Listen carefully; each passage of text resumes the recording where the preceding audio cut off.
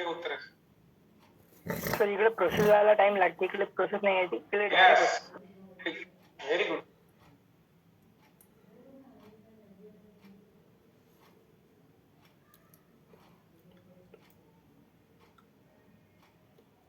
काही बोलायची गरजच नाही याच्यामध्ये. इथं taking current, then we are converting the level. After that,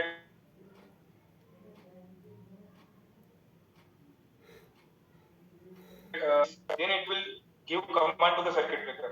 So this is very long time consuming process. So in case of electromagnetic relay, they will be getting it attracted directly, so there will be no time required or very less time required. That's why the operation of electromagnetic relay is fast than that of static. तो बघा सगळ्यात पहिला भाग आहे की static relay static relay का advantage अपन देख रहे हैं, उसमें सबसे पहला पॉइंट है low power consumption. Static relay मध्ये असते काय मला सांगा. स्टॅटिक रिले मध्ये transistor, thyristor, IC, BJT, UJT असे काही कंपोनेंट असतात. This component will take very less time, less power, and that's why the overall power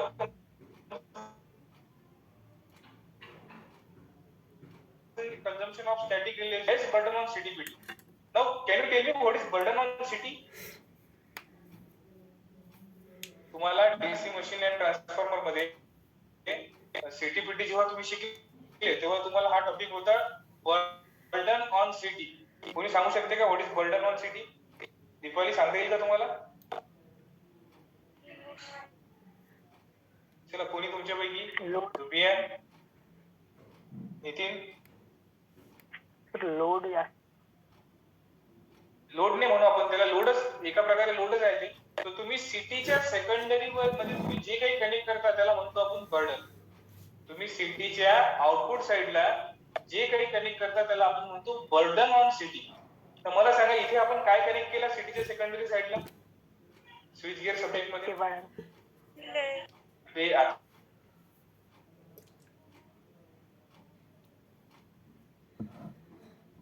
आणि शॉर्ट करतो आपण. तो जो आहे तो रिले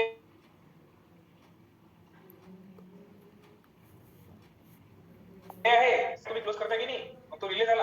आता मला सांगा हे जर तुम्ही मेजरमेंट सब्जेक्ट पाहिला दुसऱ्या सेमिस्टरचा तर तुम्ही सिटी सेकंडरीला अॅमीटर. Very good, ammeter. याचा अर्थ काय झाला, तुम्ही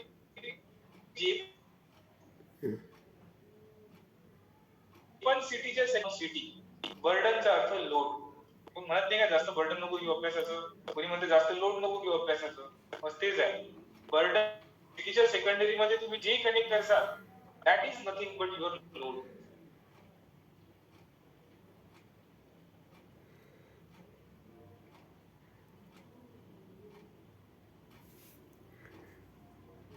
लोड कमी येते कोणापेक्षा? इलेक्ट्रोमॅग्नेटिक रिलेपेक्षा.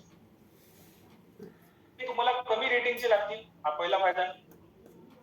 दुसरा, the accuracy of CTPT will increase. Load कमी असेल सीटीपीटी वरती त्याची अॅक्युरेसी वाढवून जाईल.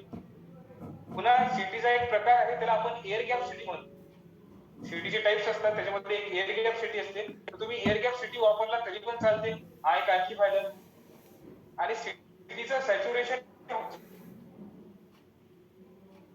जवळपास होतच नाही, हा आणखी एक फायदा.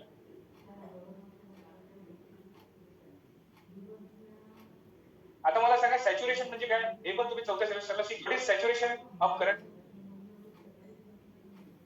Circuited by a thick copper wire. हे तुम्ही चौथ्या सेमिस्टरला शिकले असणार. असं काय होते सांगा बरं?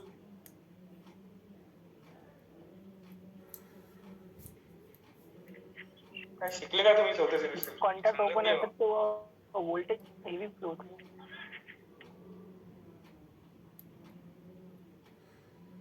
तुम्हाला सांगा बरं.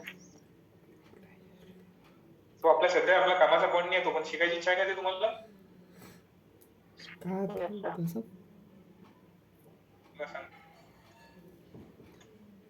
मला सांगा ट्रान्सफॉर्मरचं फंक्शन काय? What is the function of transformer?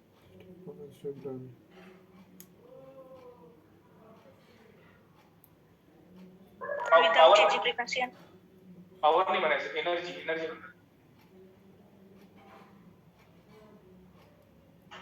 म्हणजे आपण विथ रिस्पेक्ट टू टाइम करत आहे ना, ती पॉवर नाही झाली, एनर्जीला ट्रान्सफर करतो.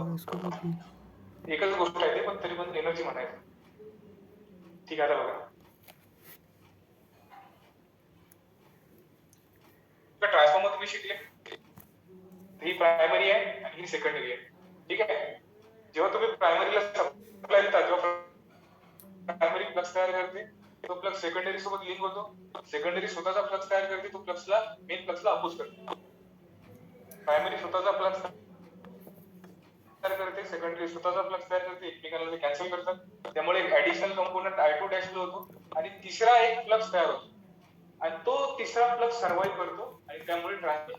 तसं जर पाहिलं तर दोन्ही फ्लक्स एकमेकांना कॅन्सल असतात. माझा प्रश्न हा आहे की असं का म्हणतात की सिटी म्हणजे करंट आहे. सिटीच्या सेकंडरीला आपण जो ऍमीटर लावतो मेजरमेंट साठी, एखाद्या वेळेस तुम्ही ऍमीटर काढून टाकले, चालू असताना काढलं, असं म्हणतात की हा ऍमीटर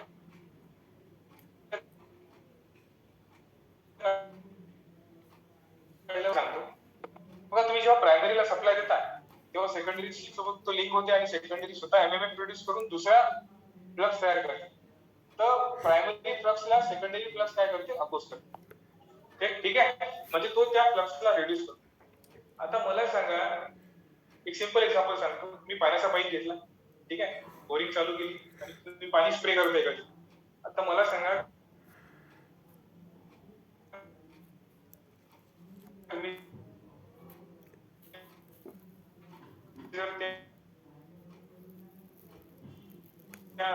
पाण्याच्या पाईपाचं तोंड समोरून एकदम फिट दाबून ठेवतो, त्या जोरात दाबलं की काय सांगा,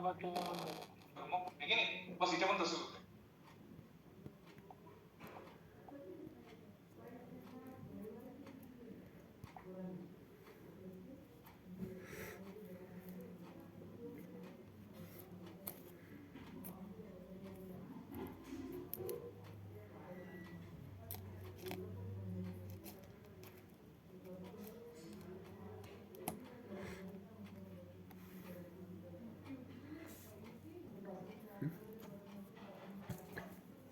फायदा झाला.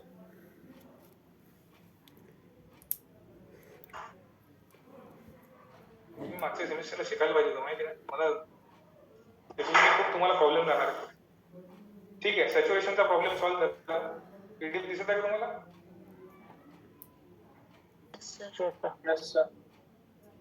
आणि आता ह्या गोष्टीमुळे काय झालं, तुमची जी कॉस्ट आहे, किंमत जी आहे ती खूप कमी झाली. ओव्हरऑल किंमत जी आहे आपली ती कमी झाली.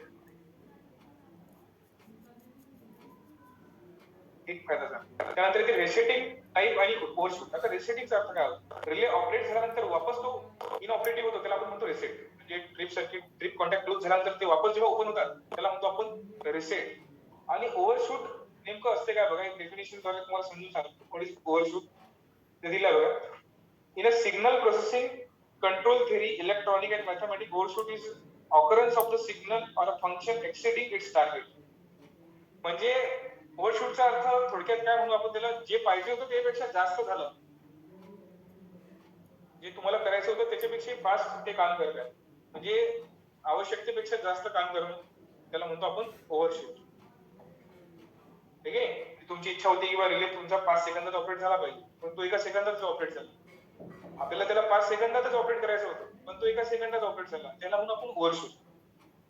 तर हा जो ओव्हरशूट टाइम आहे आणि रिसेटिंग टाइम आहे, हा आपण कंट्रोल करू शकतो किंवा कमी करू शकतो by using static relay. By using special circuit, the resetting time and overshoot can be reduced. Thereby, the sensitivity can be improved. ठीक आहे, त्यामुळे तुमच्या रिलेची सेन्सिटिव्हिटी वाढून जाते. पण त्यासाठी तुम्हाला एक ऍडिशनल सर्किट यूज करावा. इथं तुम्हाला एवढंच लक्षात ठेवायचं आहे की रिसेटिंग टाइम आणि ओव्हरशूट आपल्याला कमी करता येते. ठीक आहे, in case of static relay. आणखी गोष्ट आहे तिसरी, की स्टॅटिक मध्ये रिले मध्ये कुठलेच मूव्हिंग पार्ट नाहीये, काहीच नाही, फक्त स्विचेस आपण वापरत आहे. त्यामुळे त्याशी रिलेटेड प्रॉब्लेम म्हणजे आर्क तयार होण्यासारखा कुठलाच प्रॉब्लेम तिथे होणार नाही. कॉन्टॅक्ट बाउन्सिंग होणार नाही, म्हणजे कॉन्टॅक्ट पुन्हा चालू पण होणार नाही, करोजन होणार नाही. आणि घडी घडी तुम्हाला कॉन्टॅक्ट रिप्लेस करायची पण गरज पडणार नाही. हे झालं ऍडव्हान्टेज, म्हणजे मुव्हिंग कॉन्टॅक्ट नसल्यामुळे हे फायदेचं. आता मला सांगा तिथं ग्रॅव्हिटीचा इफेक्ट होत नाही याचा अर्थ काय म्हणू आपण, सांगा बरं. कोणी एक्सप्लेन करू शकते का point? There is no effect of gravity on static relay. आता एक्सप्लेन करताना तुम्हाला हे असं एक्सप्लेन नाही करायचं. ग्रॅव्हिटी इफेक्ट मध्ये काय लिहायचं? There is no any effect of gravity on static relay. ठीक आहे, चला सांगा.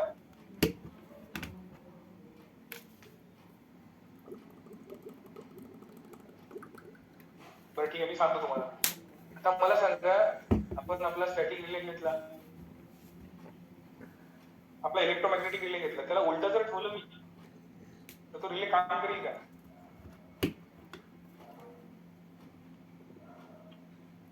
आपण जे पहिले 6 जे रिले पाहिले आपण, त्या 6 रिले मध्ये मी रिले उलटे करून ठेवले. जसं की वॅट आवर मीटर स्ट्रक्चर जे पाहिलं होतं, त्याला रिलेला उलटे केलं तरी ते रिले काम करेल का व्यवस्थित? म्हणजे जसं ते काम करेल तसं करेल का? नाही, कारण की त्याचे पार्ट आपण व्हर्टिकली डिझाईन केलेले आहे. त्याला दुसऱ्या कुठल्याही पोझिशन मध्ये आपण वापरलं तर ते काम करणार. या व्यतिरिक्त जर तुम्ही स्टॅटिक रिले घेतला, त्याला तुम्ही भिंतीला चिपकून द्या, कुठेही लावा, त्याच्यावरती ग्रॅव्हिटीचा इफेक्टच होत नाही, कारण की तिथं मुव्हिंग पार्ट नाहीये आणि स्टॅटिक पार्ट हे खूप हलके असतात. समजलं का मी काय म्हटलं? म्हणजे तुम्ही रिलेला उलट सुलट कसंही वापरू शकता, कुठल्याही पोझिशन वरती त्याला ठेवू शकता. That is the advantage of static relay. There is no effect of gravity. आता पुढचा ऍडव्हान्टेज आहे, single relay can be use for several function. म्हणजे एकच रिले बऱ्याच गोष्टींसाठी तुम्ही वापरू शकता. जसे की तोच रिले तुम्ही ओव्हर करंट साठी वापरू शकता, अंडर व्होल्टेज साठी वापरू शकता, ओव्हर व्होल्टेज साठी वापरू शकता, शॉर्ट सर्किट साठी वापरू शकता. इतर खूप साऱ्या फंक्शन साठी एक सिंगल रिले तुम्ही वापरला तर हरकत नाही, की नाही? एक सेम रिले तुम्हाला ओव्हर करंट प्रोटेक्शन देते, अंडर व्होल्टेज प्रोटेक्शन देते, सिंगल फेजिंग प्रोटेक्शन पण देते आणि शॉर्ट सर्किट प्रोटेक्शन पण देते. सिंगल फेजिंग काय आहे हे आपल्याला पुढे समजेल, सध्या त्याच्याबद्दल विचार नका. पण हे सगळं पॉसिबल नाहीये कुठल्या इलेक्ट्रोमॅग्नेटिक किंवा इलेक्ट्रोमेकॅनिकल रिलेमध्ये. त्यामध्ये तुम्हाला ओव्हर करंट साठी अलग रिले वापरावं लागेल, ओव्हर व्होल्टेज साठी अलग रिले वापरावं लागेल. इथं तुमचा एकच रिले सगळे काम करतात. तर हा फायदा आहे कोणाचा? Static relay. तो याला म्हणतो आपण single relay can be use for several function. नंतर पुढे आहे कॉम्पॅक्टनेस. कॉम्पॅक्टनेस म्हणजे काय? मला सांगा, तुम्हाला 2 रिले दिले, एक स्टॅटिक रिले आणि एक इलेक्ट्रोमॅग्नेटिक रिले. कुठल्या रिलेला जागा कमी लागणार? स्टॅटिक रिलेला. बिकॉज स्टॅटिक रिले मध्ये इलेक्ट्रॉनिक सर्किट आहेत छोटे छोटे, त्यामुळे याला एकदम कमी जागा लागते. मी तुम्हाला मगाशीच फोटो दाखवला स्टॅटिक रिले.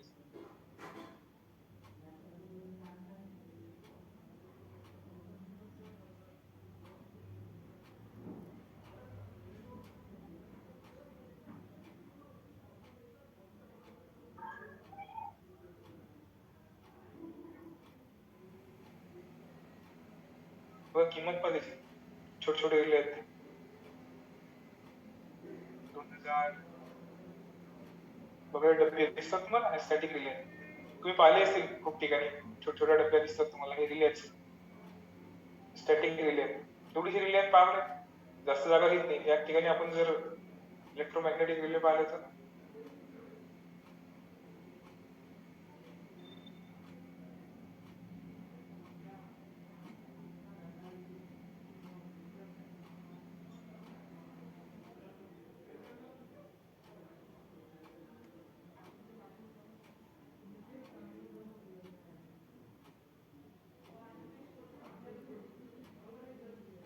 ठीक आहे.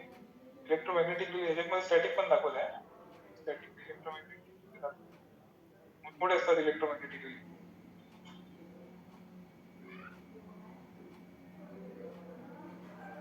ते जागा जास्त घेतात, दॅट्स वाय आपण त्याला म्हणू शकू किंवा स्टॅटिक रिले हे कॉम्पॅक्ट आहे. आता मला सांगा, जर आपण अॅक्युरेसी बद्दल बोलायला गेलो तर कोणाची अॅक्युरेसी जास्त असेल? कुठले रिले हे अॅक्युरेट काम करतील सांगा बरं? Static relay. स्टॅटिक रिले, कारण की त्याच्यामध्ये जे कंपोनेंट आहेत ते बरोबर दिलेल्या व्होल्टेज वरतीच टाकतात. The characteristics of static relay are accurate and superior. They can be altered within a certain range as per the requirement of protection. म्हणजे एकदम दिलेल्या एक्झॅक्ट व्हॅल्यू वरती ते काम करतात.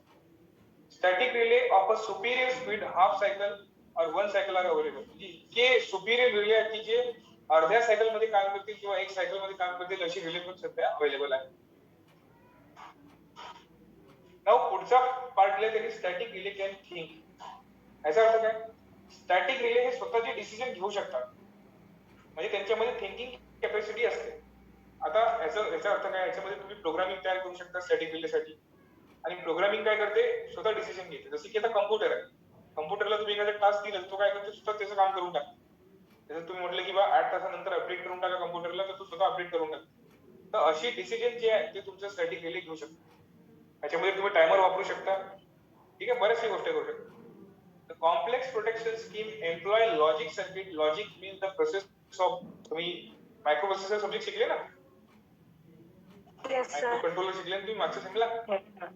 त्याच्यामध्ये बघा लॉजिक गेट्स होते, माहिती आहे का तुम्हाला? Logic gates, or gate, and gate. जे गेट्स आहेत ते गेट काय करतात? डिसिजन मेकिंग त्याच्यामध्ये राहते, किंवा असं असेल तर, तसं असेल तर, हे आणि हे असेल तर. जे असे डिसिजन आहेत हे आपला रिले घेऊ शकतो, म्हणजे किंवा करंट इतका गेला, व्होल्टेज इतकं झालं तर तो ऑपरेट होतो, असे decision. So logic means the process of reasoning. Reasoning म्हणजे जर तर म्हणतो आपण त्याला, इंडक्शन और deduction.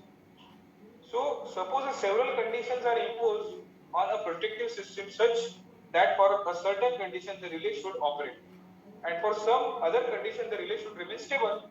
In such cases logic gates can be operated. म्हणजे तुम्ही स्टॅटिक रिले मध्ये लॉजिक गेट वापरू शकता. तुम्ही त्याला अशी कंडिशन देऊ शकता किंवा जर तुमचं व्होल्टेज 10च्या वरती गेलं,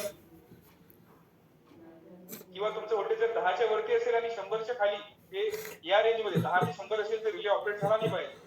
10च्या खाली जरी गेलं आणि 100च्या वर जरी गेलं तरी रिले ऑपरेट झाला पाहिजे. अशा जर तर वाल्या कंडिशन तुम्ही तुमच्या स्टॅटिक रिलेला देऊ शकता. म्हणजे स्टॅटिक रिले स्वतः डिसिजन घेऊ शकतो. त्याला म्हणतो आपण static relay can think. Programmable operation, जसं मी तुम्हाला सांगितलं, तुम्ही प्रोग्रामिंग करून तुमच्या रिलेमध्ये चेंजेस करू शकता. तुम्हाला जसं रिले ऑपरेट करायचं तसं तुम्ही करू शकता. मायक्रोप्रोसेसर रिले हे पण एक स्टॅटिक रिलेचंच एक्झाम्पल आहे. The characteristics of programmable relay can be altered by changing the programming. The programming means the sequential instructions that direct the microprocessor in the relay to perform the specific function. मागच्या सेमिस्टरला programming शिकले का तुम्ही? नाही. मी जेव्हा batch घेतली मायक्रोची, मी पोरांना दरवेळेस पूर्ण प्रोग्राम शिकवत असतो, माहिती, कारण की त्याचं काम प्रोजेक्ट मध्ये येते. जर तुम्ही प्रोजेक्ट बनवता स्वतःहून, मायक्रोप्रोसेसर बेस प्रोजेक्ट जर तयार केला ते प्रोग्रामिंग कामात येते. म्हणून मी प्रोग्रामिंग खूप चांगली शिकवतो, माहिती आहे पोरांना. तर आपलं दुर्भाग्य आहे असं की आपण नाही शिकू शकलो. त्याला तुम्ही 4थ्या सेमला असते माझ्याकडे तर मी तुम्हाला प्रोग्रामिंग शिकवली असते. मला कुठे शिकवलं? तर तुम्ही प्रोग्रामिंग चेंज करून तुम्ही कुठलंही ऑपरेशन चेंज करू शकता स्टॅटिक रिले. म्हणजे we can program static relay directly. तर ऑनलाईन कम्प्युटेशन अँड फंक्शन. तर बघा, तुम्ही रिलेचा रेकॉर्ड जमा करून ठेवू शकता की रिले किती वेळा ऑपरेट झाला, बॅकअप घेऊ शकता, बऱ्याचशा गोष्टी करता येतात. The characteristics and function of programmable relay can be altered on the basis of online computation of various variables. म्हणजे तुम्ही तुमच्या रिलेला कम्प्युटर सोबत पण जोडू शकता, आणि जर तुम्हाला तुमचा पिकअप किंवा थ्रेशोल्ड करंट चेक करायचा आहे तर तुम्ही कम्प्युटर मधून सुद्धा चेंज करू शकता. तुम्हाला रिले पोहण्याची गरज नाही पडणार, कारण की रिलेमध्ये आपण प्रोग्रामिंग केलेलं आहे. त्या प्रोग्रामिंग नुसार पण तुमचे रिले काम करू शकतो. याला म्हणतात online computation. For example, which backup the breaker to operate with the minimum outage can be decided prevailing network configuration on online relay time data. म्हणजे बघा, तुम्ही कंटिन्युअस वॉच ठेवू शकता तुमच्या रिलेवरती. हा पीएलसी काढायचा भाग आहे. तुम्ही जर तो कोर्स भविष्यात कधी केला तर तुम्हाला समजणार की बघा काय आहे. म्हणजे तुम्ही कम्प्युटराइज कंट्रोल करू शकता रिलेला. त्याला म्हणतो आपण ऑनलाईन कम्प्युटेशन. म्हणजे रिले ऑपरेट करण्यासाठी तुम्हाला बाहेर जाऊन काही करायची गरज नाही. त्याला बंद करण्यासाठी कम्प्युटरच्या मदतीने तुम्ही एक बटन प्रेस करून रिलेला चालू बंद करता येईल. त्यानंतर आहे रिपीटेड ऑपरेशन पॉसिबल. इथे कुठलेही मुव्हिंग पार्ट नसल्यामुळे किती वेळा तुम्ही रिलेला ऑपरेट करू शकता, काहीच इश्यू नाही. याची लाईफ खूप जास्त आहे. Static relay can be design to repeated operation for repeated operation as there is no moving parts in measuring circuit. Repeatedly हे रिले काम करू शकतात, कारण की इथं मुव्हिंग पार्टच नाहीये, कुठलाच इश्यू येणार नाही आपल्याला. रिपीटेडली तुम्ही रिलेला यूज करू शकता. स्टॅटिक रिलेवरती कुठल्याही प्रकारचा व्हायब्रेशन आणि शॉकचा इफेक्ट होत नाही. आता असं समजा की तुमच्या एका ठिकाणी रिले आहे, त्याच फाउंडेशन वरती तुमच्या बाजूला मोटर लावली, मोटर व्हायब्रेशन करते.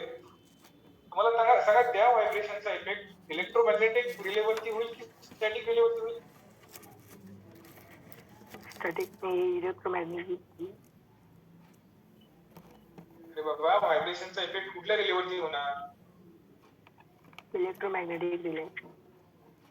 स्टॅटिक रिलेवरती त्याचा परिणाम होणार नाही, कारण की ते स्टॅटिक कंपोनंट आहे. डायोड आणि ट्रान्झिस्टर यांच्यावरती कुठलाही इफेक्ट होत नाही व्हायब्रेशनचा. पण आपली जी रिले कॉइल आहे, प्लंजर आहे, त्यांच्यावरती इफेक्ट होऊ शकतो. So there is no any kind of effect on static relay of vibration and shock, असं आपण इथे लिहायचं. याची एवढं मोठं एक्सप्लेनेशन दिलं आहे, एक्सप्लेनेशन लिहायचं नाही आहे तुम्हाला. तुम्हाला काय लिहायचं आहे इथे लिहिलं नाही, इफेक्ट ऑफ व्हायब्रेशन शॉक. तुम्हाला ऍडव्हान्टेज मध्ये कसं लिहायचं आहे? There is no any kind of effect of vibration and shock on static relay, असं तुम्हाला लिहायचं. आता पुढचा 13वा ऍडव्हान्टेज आहे self supervision and monitoring of relay. आपला जो रिले आहे तो स्वतःबद्दल स्वतःच तुम्हाला सांगतो. आता याचा अर्थ काय?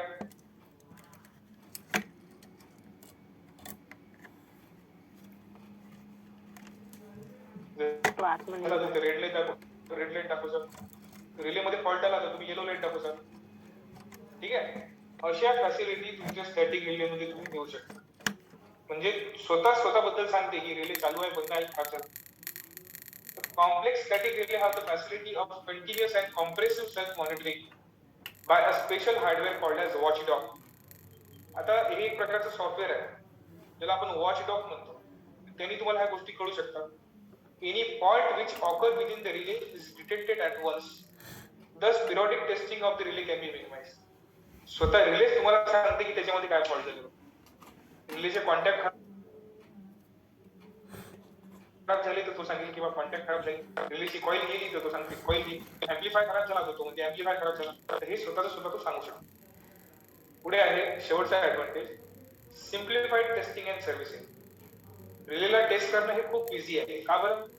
कारण की रिले मध्ये काय डायोड आहे, ट्रान्झिस्टर आहे, याला चेक करायला काही टाइम लागत नाही. मल्टीमीटर घेऊन तुम्ही चेक करू शकता. त्यामुळे टेस्टिंग ही एकदम इझी आहे. आणि सर्व्हिसिंग काय, फक्त तुम्हाला कंपोनेंट रिप्लेस करायचे. तर हे 14वा ऍडव्हान्टेज. 14 ऍडव्हान्टेज समजले का तुम्हाला?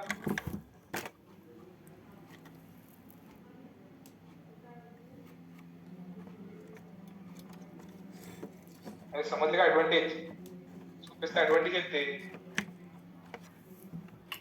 काय ऍडव्हान्टेज पाहिलं आपण? पॉवर कन्झम्पशन कमी आहे, रिसेटिंग टाइम आणि ओव्हरशूट तुम्ही कमी करू शकता. कुठलेही मुव्हिंग कॉन्टॅक्ट नाही आहे, ग्रॅव्हिटीचा परिणाम होत नाही. एकच रिले खूप सारे काम करू शकते. कॉम्पॅक्ट म्हणजे जागा कमी लागते. कॅरेक्टरिस्टिक्स खूप चांगले आहेत, अॅक्युरेसी खूप चांगली आहे. स्टॅटिक रिले विचार करू शकता, प्रोग्राम करू शकता तुम्ही स्टॅटिक रिलेला. ऑनलाईन तुम्ही कनेक्ट करू शकता स्टॅटिक रिलेला. रिपीटेडली तुम्ही स्टॅटिक रिले वापरू शकता. कुठलाही व्हायब्रेशनचा परिणाम होत नाही स्टॅटिक रिलेवरती. स्वतःकडे लक्ष देऊ शकते स्टॅटिक रिले. टेस्टिंग करणं हे खूप इझी आहे. समजलं का? Yes sir. सर आता आपण बघू. हाँ बोला सर, ये टेस्टिंग का जो प्रोसीजर है वो ये स्टैटिक में इजी रहता कि इलेक्ट्रोमैग्नेटिक में? ऐसा अपन दोनों की वैसे तो देखे जाए तो दोनों भी इजी है, क्योंकि देखो इलेक्ट्रोमैग्नेटिक रिले में कोई पार्ट नहीं रहते, कुछ भी नहीं रहता. उसमें एक रिले ऑपरेटिंग कॉइल है, ब्रेकर कॉइल है और सीटी है. अगर चेक करने की जरूरत पड़ी तो उनको ही चेक करना पड़ता. मतलब फॉल्ट अपन जल्दी से फाइंड आउट कर सकते हैं. यहाँ पे सिंप्लीफाइड टेस्टिंग का मायने क्या हुआ है कि बस चेक करने के लिए कोई बहुत बड़ी चीज नहीं लगती अपने को. एक मल्टीमीटर लगता है. मल्टीमीटर से तुम जो स्टैटिक रिले के पार्ट है जैसे कि थायरिस्टर है, ट्रांजिस्टर है, उसको निकाल के तुम चेक कर सकते हो. मतलब टेस्टिंग ये बहुत ही सिंप्लीफाइड है. कोई ज्यादा दिक्कत वाला काम नहीं टेस्टिंग करना. अपने को डिफेक्टिव पार्ट अपन इजी से रिप्लेस कर सकते हैं. जैसे कि एम्पलीफायर खराब हो गया तो एम्पलीफायर निकाल के फेंक दो, दूसरा एम्पलीफायर लाके लगा दो. ठीक है, रेक्टिफायर खराब हो गया, उसका सर्किट निकाल के रख दो, वहां पे नया सर्किट. समझ में आ गया? Yes sir. तो इसके लिए उसको उन्होंने बोला सिंप्लीफाइड. लेकिन वैसा देखा जाए तो फिर इलेक्ट्रोमैग्नेटिक रिले सुपीरियर है टेस्टिंग के बारे में. तो इसको भी टेस्ट करना कोई दिक्कत वाला काम नहीं है, क्योंकि अगर अपने को ठीक से आता है टेस्टिंग तो अपन कर सकते हैं, ऐसा उनका कहना है. आता लिमिटेशन बघा, सगळ्यात महत्वाचं डिसएडव्हान्टेज काय सांगा बरं स्टॅटिक रिलेशन.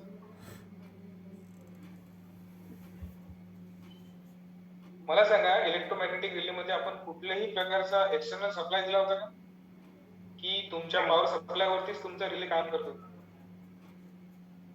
पॉवर सप्लाय वरती काम करत होतो. पॉवर सप्लाय म्हणजे जो आपला फॉल्ट करंट होता, त्या फॉल्ट करंट वरतीच रिले ऑपरेट होतो. पण इथं तुम्हाला एक्सटर्नल डीसी सप्लाय लागतो.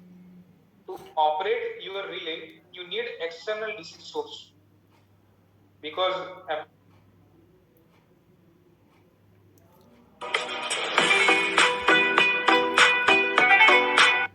हॅलो घरी आलो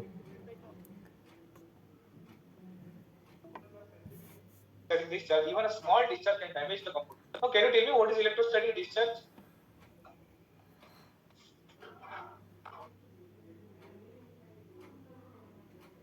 इलेक्ट्रोस्टॅटिक डिस्चार्ज म्हणजे समजते का तुम्हाला? बघा हा तुमचा एसी सप्लाय किंवा कुठलाही सप्लाय, डीसी म्हणा, एसी डीसी सप्लाय. जर तुमच्या सप्लाय मध्ये अचानक असे फ्लक्च्युएशन आले, याला व्होल्टेज स्पाइक म्हणतात, याला म्हणतात इलेक्ट्रोस्टॅटिक डिस्चार्ज. तसे बरेचसे सर्किट आहेत इलेक्ट्रॉनिक की जे इलेक्ट्रोस्टॅटिक डिस्चार्ज तयार करतात, म्हणजे सडनली एखादी पीक सोडतात व्होल्टेजची. ही पीक काय करते, तुमच्या डायोडला, ट्रान्झिस्टरला आणि आयसी ला डॅमेज करून टाकते. तुम्ही कधी तुमच्या टीव्ही मधला, जुन्या टीव्ही मधला कॅपॅसिटर फुटायचा आवाज ऐकलाय का? फाटकन फटाक्यासारखा फुटते कॅपॅसिटर. किंवा कोणी जर एखाद्या इलेक्ट्रॉनिक शॉप वरती काम करत असेल, तुम्हाला माहित असेल कॅपॅसिटर डॅमेज होते जर इलेक्ट्रोस्टॅटिक डिस्चार्ज झाला किंवा ओव्हर व्होल्टेज झाला. हे जे डिस्चार्ज होतात, म्हणजे सडन स्पाइक जे असतात, ते तुमच्या इलेक्ट्रोस्टॅटिक डिस्चार्ज जे असतात ते डॅमेज करू शकतात तुमचे रेल्वे.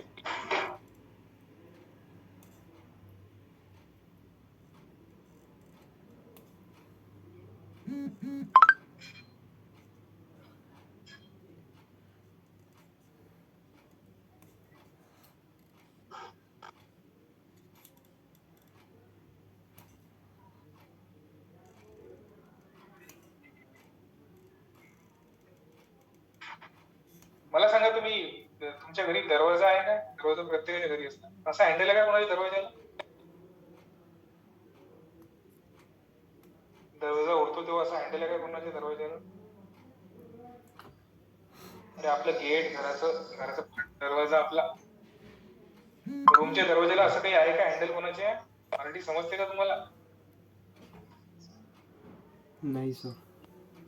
किंवा तुम्ही कुठे जर गेले असणार तर तुम्ही असं काही हँडल पाहिलंय का? त्याला हात लावून पाहिलाय का? कधी कधी बघा चटका लागल्यासारखं होतं माहिती हाताला, झालं कोणासोबत कधी? फायबरच्या चेअरवरती त्या स्टॅटिक एनर्जी असतात, त्या स्टॅटिक एनर्जी सडनली डिस्चार्ज होतात कधी कधी. त्या स्टॅटिक एनर्जी डॅमेज करू शकतात तुमच्या कोणाला? Static relay. काय म्हटलं?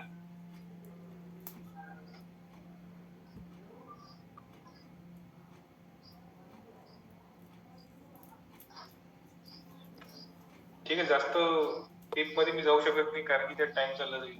एफडब्ल्यू मध्ये तुम्हाला इलेक्ट्रोस्टॅटिक डिस्चार्ज बद्दल माहिती होती, ईएसडी म्हणतो.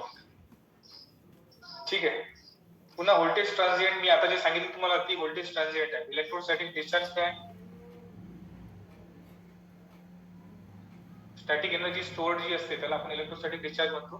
व्होल्टेज ट्रान्झिएंट बघा खूप मोठा टॉपिक आहे. नाव हे म्हणायला फक्त व्होल्टेज ट्रान्झिएंट आहे.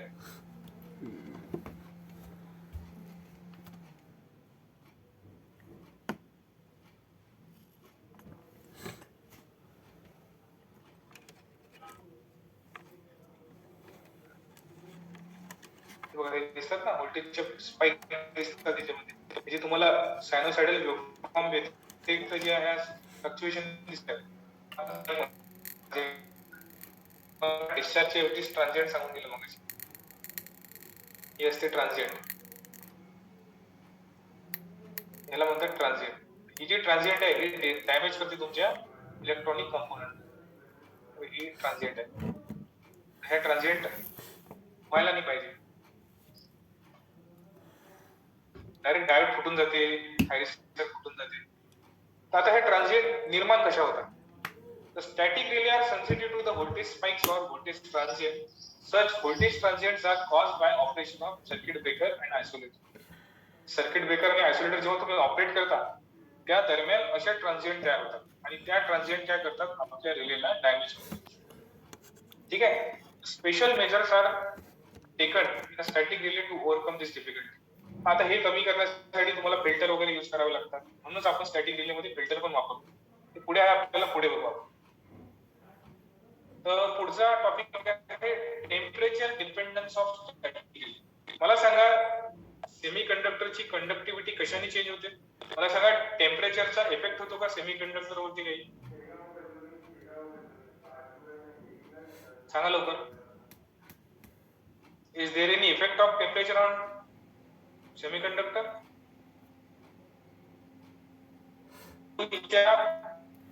पहिल्या स्पेसिफिक लिहिलेलं आहे की सेमी कंडक्टरची कंडक्टिव्हिटी टेम्परेचर नुसार वाढत जाते. म्हणजे मध्ये आपण सेमी कंडक्टर वरचे डिव्हाइस वापरतो जसे की डायोड, ट्रान्झिस्टर. तर हे यांची कंडक्टिव्हिटी टेम्परेचर नुसार चेंज होते. त्यामुळे एक विशिष्ट टेम्परेचर रेंजच्या बाहेर ही रिले काम नाही करू शकत. फॉर एक्झाम्पल -10 डिग्री ते 50 डिग्री अशा वर खाली ही रिले काम नाही करू शकत. म्हणून ही रिले यांची ऍक्युरेसी टेम्परेचर वरती खूप जास्त डिपेंड करते. हे याचं डिसएडव्हान्टेज. आता रिले एक सिंगल रिले वेगवेगळे काम करू शकते, त्यामुळे याची किंमत. ठीक आहे. तर हे झाले डिसएडव्हान्टेज स्टॅटिक रिलेचे. 13 ऍडव्हान्टेज आपण पाहिले, 14 आणि 5 डिसएडव्हान्टेज आहेत स्टॅटिक.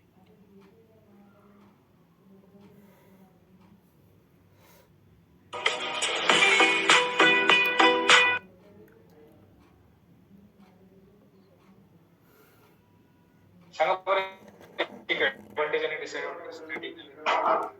प्रत्येकाने सांगण्याचा प्रयत्न करा. पाऊस